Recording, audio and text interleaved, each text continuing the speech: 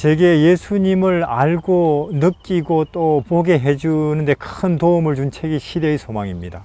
그래서 그걸 저는 누구에게나 권하고 싶죠.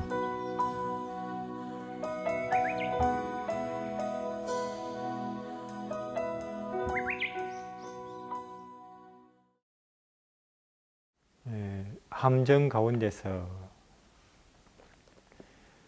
이제 초막절 축제 계속되는 동안 이제 예수님이 예루살렘에 계셨던 때에 있었던 일인데,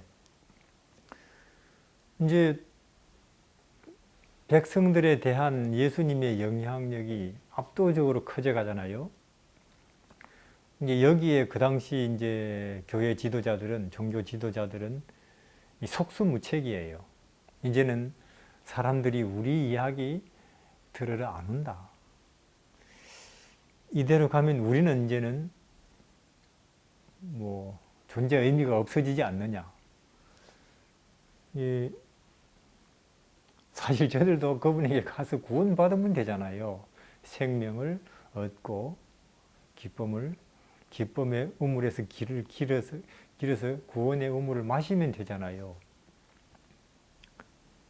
근데 이제 사실 이들은 사실 구원이나 진리나 천국보다도 자기들의 명예, 이익, 그리고 자기들이 다른 그 당시 백성들에게 존경받아왔던 그 지위를 계속 유지하는 게 더 중요해요. 이들은 거기에 더 관심이 많고, 나쁜 정신이죠. 근데 그게 어느 시대나 그런 것 같아요. 그런 자리에 있어 보면 그게 마치 중독과 같아요. 나도 모르는 사이에 그런 아주 고치기 어려운 병이 걸린다니까요. 자부심이라는 명예심. 한번 이렇게 올라가면 내려오기 정말 어려워요. 그러니까 참 우리 계속 이 마음을 낮은 데 두고 사는 게 정말 좋죠. 중요하고. 이제 그래서 그 당시 이제 지도자들은 안 되겠다.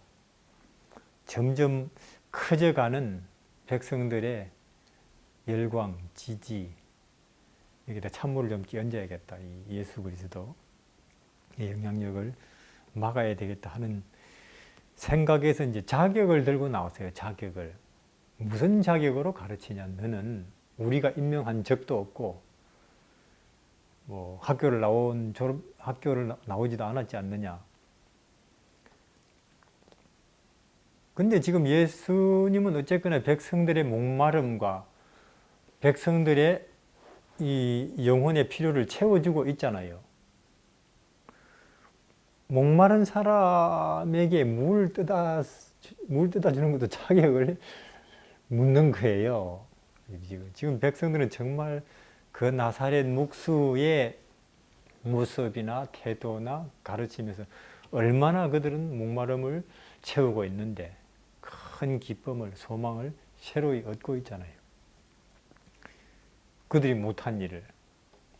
근데 이제 자격을 묻는 거예요. 그때 예수님 말씀이 이 사람이 하나님의 뜻을 행하려고 한다면, 여기서 하나님의 뜻을 행하려고 한다면 내가 하나님의 자격으로, 하나님의 이름으로, 그리고 하나님의 일을 하는 것인 줄 알 것이다. 여기 말씀처럼 내 교훈은 내 것이 아니요 나를 보내신 이의 것이라. 하나님의 뜻을 행하려면 이 교훈이 하나님께로서 왔는지, 아니면 너희들처럼 자기들 스스로 하는 말인지 알 거란 말이죠. 자기들은 자기들 영광을 위해서 말했거든요. 그러니까 여기서 예수님 말씀은 진리나 생명이나 이 구원에 대한 이해와 인식은 이성이나 지성에 의존하는 게 아니라는 거예요. 오히려 그 마음의 상태에 따라서 그것이 이해되기도 하고 남은 뻔히 보는 걸 못 보기도 한다는 것이죠. 진리나 생명에 관한 내용들이 이해력과 지성에만 의존한다면 자부심, 자만심 그런 건 아무 지장이 없는 거죠. 그래서 우리가 참으로 하나님의 뜻을 행하려고 한다면 내 마음 속에서 진정으로, 다시 말해서 이웃을 사랑하려고 한다면, 그리고 겸손하려고 한다면, 참으로 소망이나 구원에 대해서 알고 싶어 하는 마음이 있다면 우리는 그때 예수님의 말씀이 얼마나 한마디 한마디가 양식이고 진리고 빛이고 참 마른 사람에게 생수고 하는 걸 안다는 거죠. 그래서 이 진정한 자격, 근데 예수님이 말씀하신 게 내가 지금 그대들이 자격을 묻는데 하나님의 일을 하는 진정한 자격에 관해서 내가 한마디는 하겠다. 하나님의 영광을 위해서 말하고 생각하고 행동하는 그 동기가 진정한 자격이고, 자기의 영광을 위해서 일하는 사람들은, 말하는 사람들은 그가 곧 자기 스스로 자기는 하나님께 온 사람이 아니라는 것을 나타내는 건데, 그건 각자가 알아서 생각해 주길 바란다 그 말이죠. 그래서 이제 예수님 말씀이, 모세가, 그대들은 늘 모세의 율법 하는데, 모세가 그대들에게 율법을 줬는데 그러면 왜 그대들은 모세의 율법을 지키지 아니하느냐? 지금 그 사람들이 뭘 안 지킵니까 우리가? 모세가 살인하지 말라 했는데 왜 그대들은 살인하려고 하고 있느냐 지금 마음속에. 무슨 말씀이냐면, 베데스다 연못가에서 예수님이 38년 병자 살리신 그때 그 일로, 그게 안식일이죠. 그들은 예수 그리스도를 죽일 계획을 세우고 있었거든요. 이제 그 말을 들었을 때 그들은 깜짝 놀랐어요. 아니 이제 자기들 속을 알고 있다는 거죠, 벌써 앞에서. 근데 이제 자기들은 짐짓 이제 시치미를 떼죠. 미쳐서 그래요. 우리가 언제 당신을 죽이려고 하는가? 예수님께서 나를 안식일을 폐하는 사람으로 공격하는데, 그대들도 안식일이 되면 모세의 율법을 지키기 위해서 할래 하지 않느냐? 난지 8일이 그 8일이 안식일이라면. 근데 육체의 한 부분을 정결하게 하기 위해서 안식일이라도 하는데 38년 동안 누워서 일어나지 못하는 그 사람의 온 몸을 내가 온전히 한 그걸로 나를 안식일을 범하는 사람으로 안식일을 폐지한다고 하는데, 공의대로 판단을 하라고, 공의대로. 그들이 할 말이 없죠. 그래서 그렇게 이제 절기 마지막 날까지 계속 이어지는데, 이제 이게 관원들이 이제 종들, 하속들을 이제 예수님을 잡아오라고 보냈는데, 하여튼 거기 무리들 속에 섞여서 어떤 뭔가 핑계거리를 얻어서 예수님을 잡으려고 섞여 있는 사람들도 일단 그 목수의 이야기를 들으면 그들이 마음이 녹아버려서요. 체포하기 위해서 단단히 마음을 이제 다져 먹고 왔지만 녹아버렸다는 거죠. 말씀을 듣는 동안. 그래서 이제 가니까 왜 빈손으로 왔느냐? 그렇게 말하는 사람을 우리가 여태 보지 못했습니다. 그렇게 구원이나 행복이나 땅의 일을, 하늘의 일을 말하는 사람을 우리가 보지 못했습니다. 이 관원들이 지금 우리 지도자들 중에 믿는 사람이 누가 있느냐? 너희들도 미혹이 됐느냐? 그러니까 참 무식한 것들, 그러고 해서 이제 믿는다고. 지금도 그렇잖아요. 우리가 이제 지금 그런 주장을 누가 믿는데, 신학자들이 믿느냐, 지도자들이 믿느냐, 그런 거 가지고 판단하고 싶어 하는 경우가 들어있는데, 그건 어느 시대나 그렇다는 거죠. 그들은 결국은 이제 어떻게든 점점 확대돼 가는 예수 그리스도, 예수님의 그 영향력을, 이제 영향을 막아야 되는데, 이제 체포를 하자는 쪽으로 긴급회의를 열었잖아요. 긴급회의를 열었는데 체포하자는 쪽으로 점점 의견이 이제 모아져 가는데, 갑자기 니고데모 그 자리에 있었거든요. 아니, 우리 율법은, 우리 법은 그 사람의 혐의를 확인하지도 않고, 사실을 확인하지도 않고 체포하느냐. 그들이 충격을 받았어요. 맞는 말이니까. 왜냐하면 그들은 늘 그들의 율법을 자랑했거든요. 자기들은 율법을 알고 그것을 지키는 사람.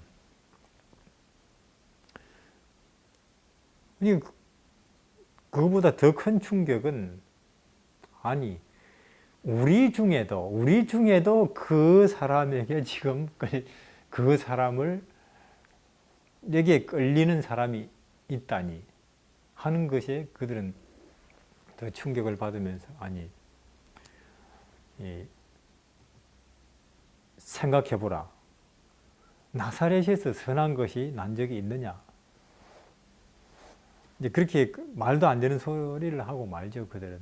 그래서 이제 그렇게 이제 진행돼 가고 있는데, 예수님이 성전에서 가르치고 계실 때 이제 그들의 함정을 하나 팠어요. 이제 간음한 여자를 하나 끌고 왔죠. 앞에 이제 팽개치고는, 그건 틀린 거예요. 간음은 혼자서 합니까? 둘이라 해야 되지. 둘 다 끌려와야 되는데, 그들이 꾸민 거죠. 근데 그러나 예수님은 그걸 이제 따지지 않죠. 이제 팽개 쳐놓고, 모세 법대로는 돌로 쳐 죽여야 되는데 당신은 어떻게 판결하시겠습니까? 정말 예수님이 몸을 떨었어요. 왜냐하면 하나님의 율법을 지키고 율법을 전하는 사람이라고 자부하는 이 인간들, 그 당시 종교 지도자들, 이렇게까지 그들의 명예와 그들의 위치를 지키기 위해서 이렇게까지 무서운 계획을 꾸미고 그걸 실천하는, 완전히 이 마귀에게 사로잡혀 있어서 너는 무엇이 옳고 그른지도 분간 못하는 이들의 모습을 보고 떨었다니까요. 예수님도 이렇게까지, 참 이렇게까지 마귀에게 완전히 사로잡혀 있는 그 당시 지도자들의 모습 속에서 위축됐죠. 예수님도. 그 참 그 슬픈 모습 속에 그들 빨리 어떻든 이렇든 저렇든 당신의 의견을 말해 보시라고. 근데 예수님께서 이제는 한참 말없이 지켜보시다가, 이제 아시다시피 땅바닥에 그들이, 다른 사람이 알면 그들이 낮에 다시는 얼굴 들고 교회도 못 나오는, 밖에도 못 나가는 그런 자기들만의 아주 부끄럽고 수치스러운 이제 죄를 이제 쓰거든요. 뭔데? 말은 안 하고 우리 요구에 딱 보니까 이제 거기에 자기 가장 부끄러운 죄가 거기 기록되어 있으니까, 이제 슬그머니 돌 놓고는 하나 둘 사라졌어요. 예수님은 너희 중에 죄 없는 자가 돌로 치라 하고는 계속 쓰시거든요. 근데 여자는 이제 꼼짝없이 죽었구나 생각했겠죠. 돌로 치라고 하는 말을 들었으니까. 근데 주위가 조용해지고 아무 소리, 없어요. 그리고 있는데 이제 돌이 날아오기만 기다리고 있는데 아무 소리 없고 주위가 이제 조용해져서 졌는데 이제 고개를 들고 보라고. 예. 돌을 들고 너를 치려고 하는 사람들 지금 없지 않느냐. 그러니까 안심하라 그 말이죠. 나도 너를 정죄하지 아니하는데 다시는 그런 일 하지 말아라. 여기는 이렇게 되어 있습니다.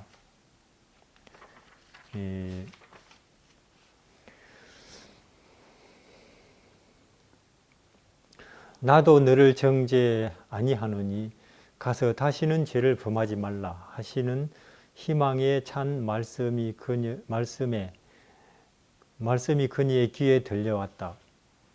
그 여자의 마음은 녹아내렸다. 그녀는 예수님 발 앞에 엎드려 고마운 사랑의 마음으로 울면서 뜨거운 눈물로 자기 죄를 고백하였다. 이것은 그녀에게 순결과 평화의 생애, 하나님께 봉사하기 위하여 바쳐진 새 생애의 시작이 되었다. 이 거듭남이잖아요. 이 순간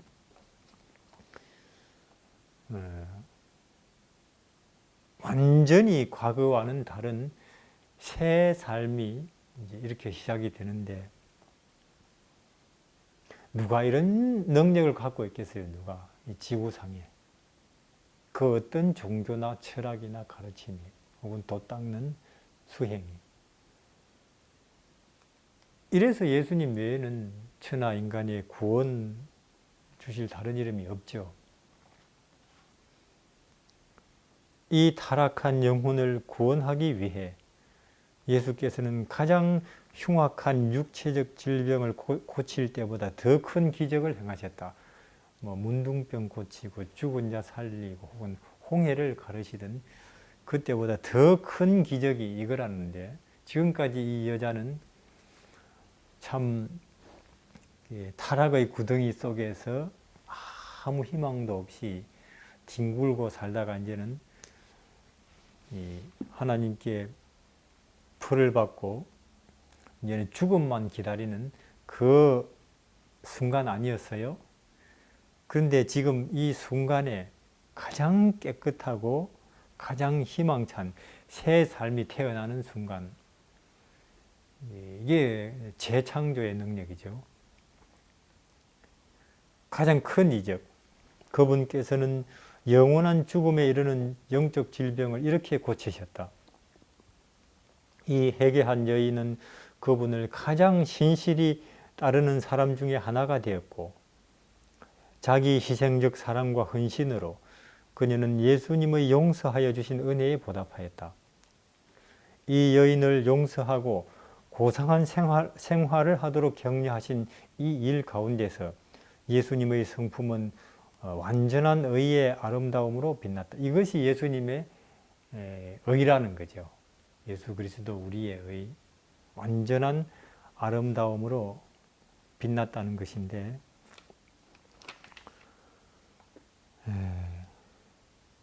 이제 문제는 나는 그러한 예수님의 구원하시는 능력을 내 더러운 마음은 혹은 내 어두운 마음 혹은 내 수고하고 무거운 짐진 영혼은 경험하고 있느냐, 그런 예수를 만나고 있느냐 하는 거죠.